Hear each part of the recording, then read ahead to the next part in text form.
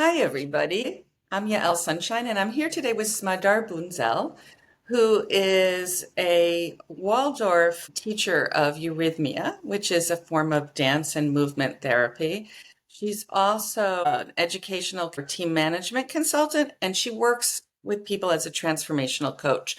So she has a wide background. And today we really want to talk about education and children and their temperament. So thank you for coming and joining me today, Smadar. You for Thank you. inviting me. I think that you have something that most people don't know about, but that could be really useful in raising children. So I know people have probably heard of Waldorf schools, but they don't really know what it is. So could you give us an explanation of what it is? So Waldorf schools were Rudolf Steiner's the created them and guided the first teachers in the first school, and it is based on the child development. So looking at how the children from the age of 3 till the very end of their education before what we call today university, how they develop and creating the environment that is right for them. So, for example, from the 3-year-old to 6, you will be in a mixed age group. So it would be more like a family with siblings. And then when you get to 6 or 7, more or less when the change of the teeth, you'll move to your peer group. And then you will get a class teacher who will accompany you for up to 8 years with this one group where you're growing and developing. And this is more of social time for the child. So you're developing skills of reading and writing, etc. In the schools, there's always a mixture of the theme you're studying and arts, crafts, music, sport, eurythmy. So there's literally work in class 3. They go and work, they do gardening, they do building with bricks, create the mortar, and so on. So it is very much a process of digesting what is learned into a physical body. So it's not just left that art is separate from science. They all have a connection. So it's a very holistic approach. And when you get to around 14, 13, 14, you move to the upper school. You have many teachers who are experts in their field. You continue to do the arts and so on. But again, you have a main lesson which all upper school teachers love because it's something they can't do in a normal school, where they have 3 weeks of diving into a subject and really learning all about it. Can I ask you a question here? So it seems to me is that the way the classrooms are structured is in keeping with a child's emotional development. As much as Yes, it is about intellectual development, it's about emotional development. absolutely. So if you look at the beginning as a 3-year-old, you're really not Hmm. interested in other children. It's good for you, but you're just starting to notice that you are not part of mummy and that Hmm. you are a different being and you're trying to check things out and explore. So during the kindergarten years, you sort of go through this thing of you're being the young child, and then you sort of know how things are. And then you're the older one helping the young ones to do things. And so you become sort of a more aware being. So at the age of 5, Hmm. children are it's much more important for them to be recognized by a friend, to be invited to a birthday party. So this is kind of built up. And then you get to the beginning of schooling where you're with your peers and you're starting to find your place in the group. And I always say that one of the most important things school is about knowing how to socialize, to find who you are with with your peers, with your friends, Right. how you are together. It's a beautiful learning. But when you get to the older years, when actually the hormones go totally awry, the kids don't know where their limbs end, and they're just really lost, but they're also in desperate desire to love, to have strong friendships. That's when you actually go into the thinking, into really, in a way, going outside of yourself to look at the world in a more scientific, clear, moral, just way, so that you're building the thinking. And rather than focusing on all this inner battle, but you're providing the space to do your own creativity, your own art, to find your space in, like, am I good at sports? So that you can allow people to shine in what they feel comfortable in, but not just focus on the emotions.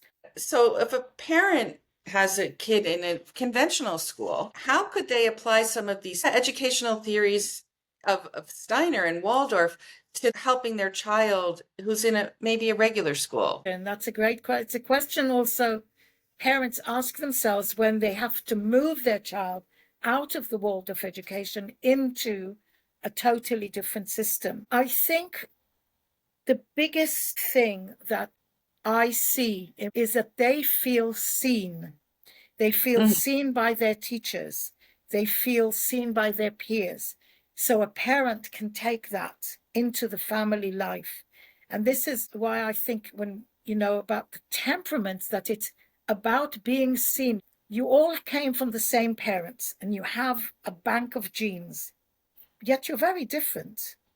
Children are different. They pick different genes, but they're also just different in how they come into life and what ignites them and what triggers them. And if you can really see a child for what they're basing, what is their default, and that's on the physical level, on the life force level, on the emotional level, and then it's also on that sense of self, which then you can talk more about with the older children. And with that is that you give responsibility, or your expectations match your child. Just because your system worked really well for the first two kids, now it's not working for the third one. First of all, he's the third one, so he's already going to be different. He doesn't have to be the eldest, and he'll be loose and he won't abide to the same rules, and you'll tear your hair. So why isn't this? I was doing well up till now. I think this leads into something that you and I had talked about another time, which is the idea of temperament, and the idea that we want to really deeply understand our child's temperament, and then both educate them in terms of, their social skills with their temperament, but also where are their gifts that they're going to bring into the world so that they can succeed. So I want to give you a little story, because I was traveling on the train to Edinburgh and a family walked in. There were two children, a girl and a boy, and it looked as if the girl was a bit older. Mum said, let's go and sit where there's a table so we can play and do things together. And the girl looked really panicky. She kind of had a bit of tension, and she ran to get her seat. So you could see that there was an anxiety in her. Now the boy, he kind of came like this, totally sure of himself, sat next to the window, and he was loud. I couldn't hear the girl at all. And at some point, he put his feet up on the table. So there was this boy, he was looking out, he was absolutely confident in himself. And it wasn't to do about his age. And I could really sense the temperament of these two children. And immediately you have a sense of how they experience life. If we look at our body, all of us, the way we look at it in our therapy and the way we observe children as class teachers and so on, we look at the physical body. How is the physical body display itself? You can tell a tree if it's in winter or if it's dead because of the life force. You can see when something's alive. So the life force is the buoyancy of someone, the shining of the eyes, brightness. You just know that's a life force. And so if the physical body, and there's the life force, and then there's the feeling life, the emotion life that we share very much with animals. And then we have this thing that we call the higher self, the spirit, that whatever it is that's unique to us, totally unique. And if you believe that you don't, that you come from somewhere and go somewhere at the end of your life, that's a thing that continues yourself. So you can look at the temperament as well through these four pictures. So I will start with the earthbound one. And they're kind of, a lot of times that they could be tall and thin and withdrawn. And though they're tall and maybe thin, their steps are heavy.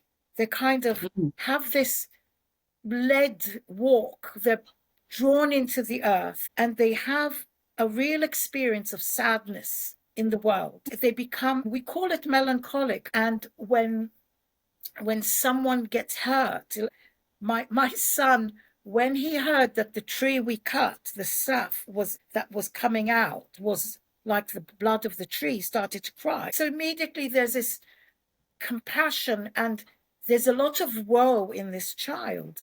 I'm just curious, a child like that, how are we going to support them the most so that that child really Exactly. thrives? So what you don't do is you say, come on, let's be jolly. No.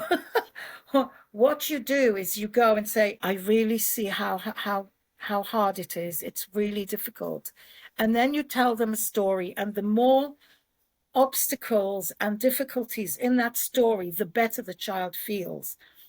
So you meet the child where they are. That's a principle of nearly everything. They are suffering for others, and sometimes they're suffering because of themselves and feel very much that life doesn't go well for them. So you don't say, oh, but look, remember how this happened and you were so happy then. That doesn't wash. What you do is you really buy into the pain. Mm-hmm. And a lot of these children become carers, nurses, people who can really care for people, for animals, because they have this huge empathy which connects them to the world, seeing the pain and wanting to do something about it. So the stories you tell are a story of difficulty, and it comes through. They come through. They manage. Yes. Mm-hmm. And then they succeed. And that's what they need to hear. Within this system, are there only specific types? And then most So, people fall into those, or how does it well, what work? it is, we hope that as we grow up, we become rounded people. And in a way, we do have a strong type and maybe a partner type, and then a third one. So I'll just give you the archetypes and then talk a little bit about the relation, what happens between them, because that's what happens in families, because Okay. we're different. Yeah, Okay. I'd also So, love to hear about how those archetypes might be best supported if you yeah. recognize your child. So the next archetype is the earthbound, the physical, drawn. You can see their life force in that they love food. They're very placid. Mm-hmm. They're very comfortable. They don't Mm-hmm. need much. They don't need much from outside. So both the melancholic and this one, which we call the phlegmatic, they're introverts. And this phlegmatic person is just happy. I mean, the thing that concerns him is when's dinner. And they Okay. need the rhythm, and they have this sort of way about them. They can be with most people because they don't get agitated. Mm-hmm. They're very good friends to have because they're so loyal. It's their problem is very hard to get them to do things because they're not easily ignited with some excitement of doing. Mm-hmm. So for them, it's acknowledging that they need the rhythm, that the way for them to be healthy is to just have something that's clear, so that also know there's food's not now. That's their main interest. But the other thing is to help them find something and Yeah. someone who will pull them so they can see some do something really well and think they really admire that. So you try and match them. It doesn't have to be someone their age, but hopefully someone with patience, because they're slow in their processing. It doesn't mean they're not clever, or that they're just slow in how they walk through life. So how, as a parent, do you support a child like that most? What You would you support recommend when you work with parents? What I support is to find things that interest them and take them to do it, so that you create their communities and their activity. You need to be more active in creating a time for them, and very much take away the TV, because that's perfect. I don't have to do anything. I'm sitting there and I'm in my inner world. And that is the worst thing for phlegmatics. So that kind of child, that actually kind of stagnates them, these external Yes, things where they can just get passive and receive. They need absolutely. they need more external and structured Yeah. kind of inspiration.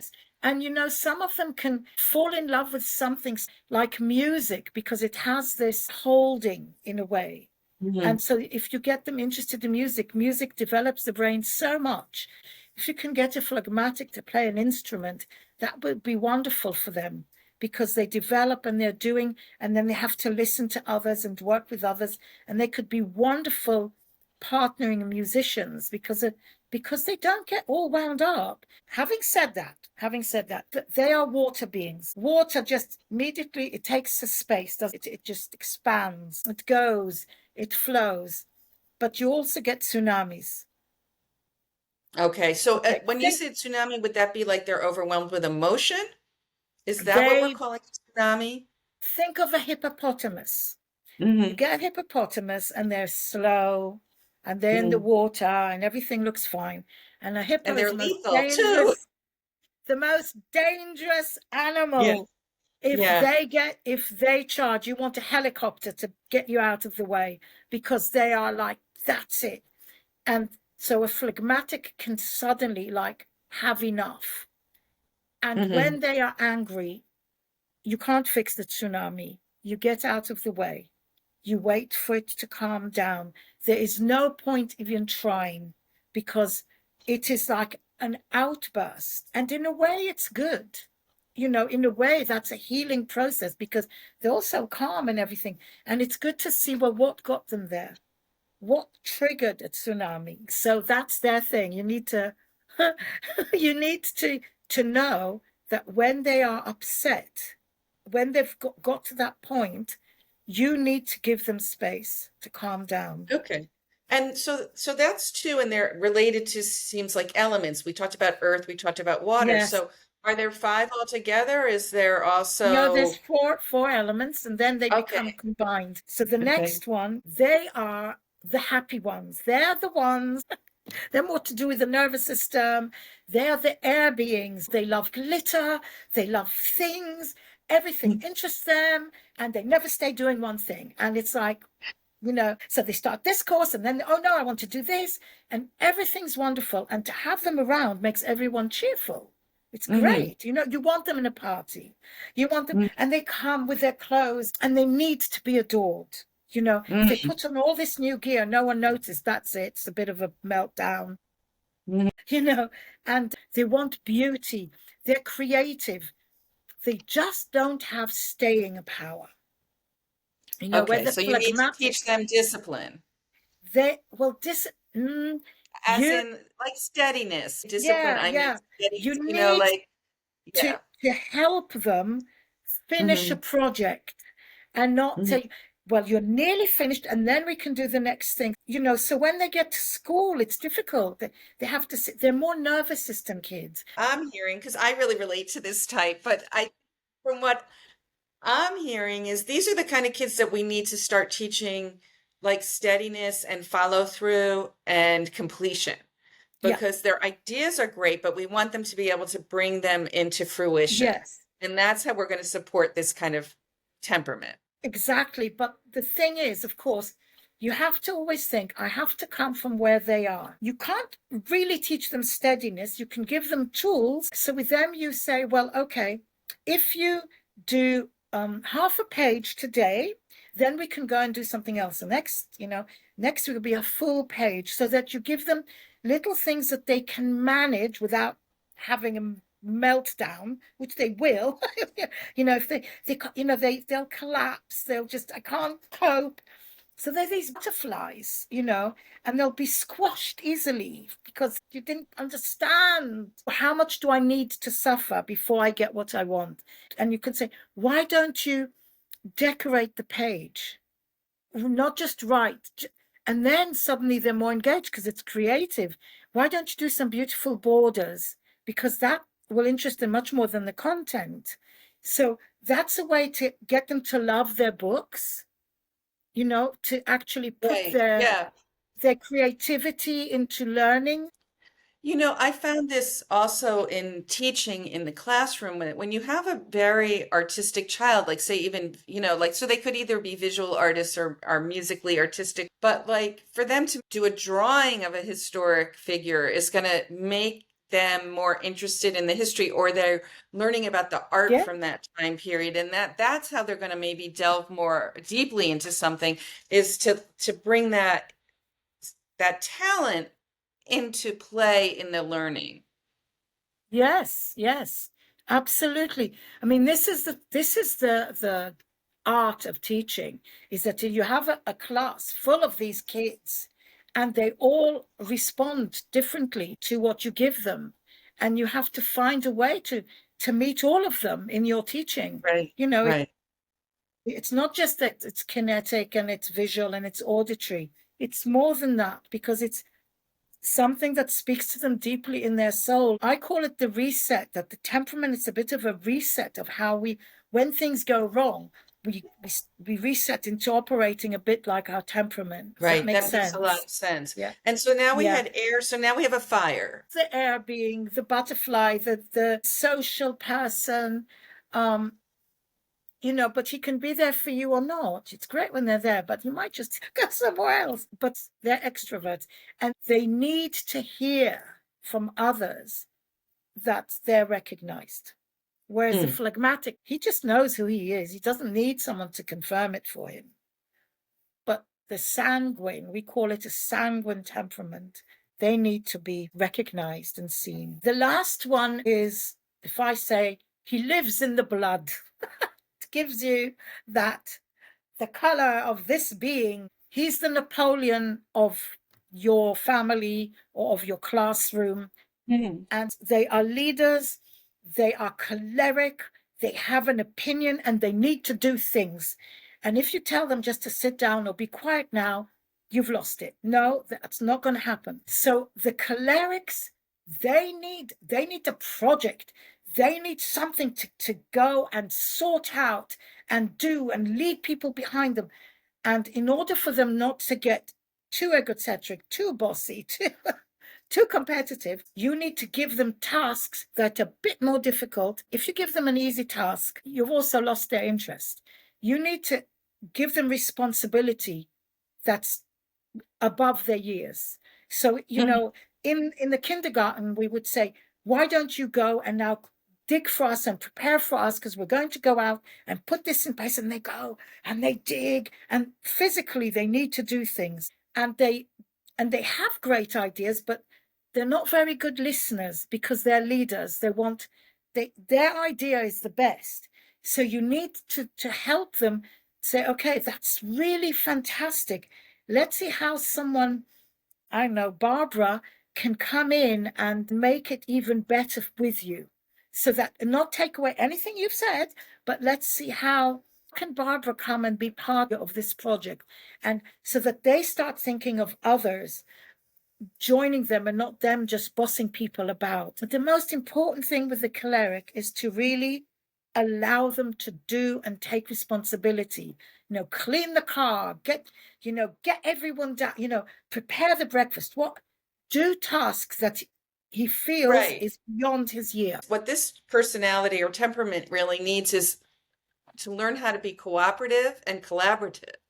Yeah. As even though they're a leader, and it makes me think of, I remember reading this about President Clinton, that when he was in office, he was very particular about who was in his cabinet, and he wanted them to be much more qualified than he was in that thing, because Right. he wanted to delegate it, because he wanted to be able to trust that they were able to just surpass, and he would Yeah. encourage them. And so Yeah. he wound up as a leader being really effective because he got the best, but he encouraged them to be the best, and Yes. and that's true leadership, right? That's That really what is we true want a leader leadership. to learn how to do, right? So it seems to me, is that's what you want them to teach them to Yeah. start doing, to recognize other people's talents too. It's to recognize them, but also to recognize that they are responsible people. I mean, you give them something, they will do it. And if they don't manage, they will be heartbroken. And they want appreciation for what they create, for what they want to be recognized, not in the same way as the sanguine, but recognized by what they bring to the table, by what they bring in their doing and in their ideas. They really want to hear people say, that's a great idea, maybe we could also do this. And then if he's heard, then they'll listen. Mhm. And in the younger years, especially in the something between age of 8 and 10, when kids can become quite competitive in who leads the game and so on, you have to keep an eye on the cholerics. that they don't trample others, you know. Mhm. And then there's this thing of combination of these different temperaments. So when you get a choleric and a melancholic, it's like two immovable objects. They're kind of two unstable characters in one sense, in that they can go up and down. But when they have an idea, they're both immovable and they can really get stuck. So as a teacher, you wouldn't put choleric and melancholic next to each other. What about as a parent, though? You have these really different temperaments, and we're brothers and sisters, but maybe we don't get along so well. So how does, as a parent, Yeah. how do you suggest that parents encourage both appreciation and peacefulness, Yeah. with Well, I siblings who are very personally, different? and this is not just the kids, it's the parents. The Hmm. parents have different styles because they're different. And let's face it, most couples are nearly opposites. They marry the person that has a quality that is hardly in them. Hmm. And in a way, it because as we grow older, we become more balanced and have a bit of everything. We're maybe a bit choleric in this area and more phlegmatic in that area, and can become a bit sanguine with our clothes, until you get to a crisis where you fall back to your anger, depression, and all of those things, instability, you're not moving, not willing to change. So we fall into our negative defaults under stress. So in a family, I personally think that if you recognize how people respond and everyone kind of sees it and knows it, oh, now dad's having this and mom's having that, the kids can see it too. So if you can use the insight to what your child needs differently with their siblings, they get to understand how to be with them. If he's having a tantrum now, don't try and go and play with him. It's not going to work, dear sanguine child, because right now your phlegmatic brother is not in a space to listen to you. Right. And so, do you see? And it's like, and then help them how to be cooperative. And even in food, what kids like to eat will be quite different because of that. So it's this awareness of what happens when these two meet. Cholerics and sanguines, they can have an exciting time, and the melancholic will be totally lost. As parents, when we start to really recognize our children and support them with what they need, right, that's going to help them succeed, but we also are teaching them how to relate in a really positive way with their siblings, they then have these skills that they can go and take out and use in the world to Yes, succeed. absolutely. So I would work with HR people exactly with these same terms, because this idea that you treat everyone equally is ridiculous, because we're not. I'm going to tell you a story. This is a true story. It happened to my friend. She tells a story of her family. So they were driving down the motorway and she was sitting in the front. Her husband was driving, and they have 3 kids, 2 boys and a girl. They get to a total standstill. It's hot. They're standing there. They're opening the windows. They don't know what's going on. And there's a line from here to Kingdom Come before and behind them. So they're sitting there and sitting there and sitting there. And then the oldest child goes, "Is there anything to eat?" And then the girl goes, "I'm going to get home so late, and I just don't see how I'm going to go tomorrow to school." And then the husband says, "Oh, I'm going to go." Goes out, says, "What's going on?" Starts looking around, finding out, trying to, "Is there police here? Is someone doing anything about it?" And then the young one opens the window of the car and starts throwing sweets to everyone. And you can tell exactly who they are, how they act. This mother's looking at them saying, "Yeah, that's my family." So also to know that when something happens, whether it's good or bad, your children will have different responses. And I think especially when something difficult happens, to be conscious of the way we receive it we receive challenges differently. I mean, there's stories, what happens if you're walking in the forest and there's a big thing on the road? What do you do? Well, the melancholic goes back home, the phlegmatic sits down and eats the the food, the sanguine starts jumping up and down, and the choleric looks for something to cut the log on the way, the tree on the way. So they have different ways of tackling. Do they withdraw? Do they challenge it? Do they go like a bull in a china shop? So to know that when your children will have difficulties at different time. I mean, the family can have a problem that all experience, but children, they have ups and downs, and to really recognize something happened and your other child would have responded differently to them. They would have gathered themselves or say, oh, it doesn't matter, I'll just do something, I'll just go to another class. To Well, really it be sounds to me aware. when you're really aware of the personality, which I think all parents are aware of who their kids are, but maybe we take it personally and we get frustrated. And when we kind of see this archetype, what happens is it can free the parent. Like we're not having as much of a strife with the child, expecting them to be something they're not. We can then go, oh, well, this is who you are. And now I know how to support you. Right. And it's not Exactly. as much of, like an ego conflict between the parent and the child. It becomes really that the parent now becomes empowered to empower the child.